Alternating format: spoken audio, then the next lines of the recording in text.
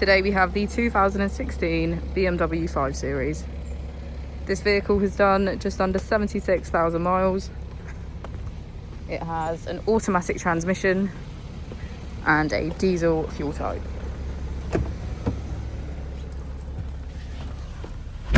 To the left of our steering wheel, we have cruise control as a feature, as well as our keyless ignition.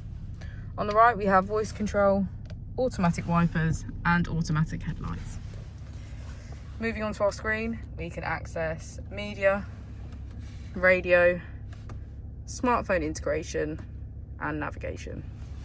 If we put the vehicle into reverse, we can see that it comes with a parking camera with front and rear parking sensors. Just below our screen, we have our dual zone climate control with heated seats on either side. If we press our mode button, we can switch between our 4 different driving modes: Sport Plus, Sport, Comfort, and Eco Pro. As we go into the back of the vehicle, we can see that all of our seats are full black leather.